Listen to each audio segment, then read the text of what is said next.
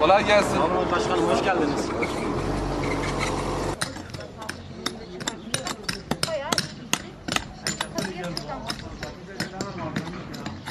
Hadi. Çay koydurabilir misiniz onlara? Merdiven. O yüzden çok net gözükmüyor. Biz bunu da görselleştireceğiz. Aşağıdaki ipi temiz gözüküyor. Ona göre bir sergileyelim.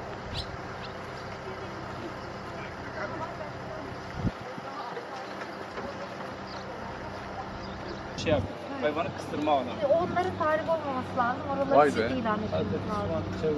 Arba çevresini ve bu güneyde de Bahçe Kale Ona göre bir sergileyelim.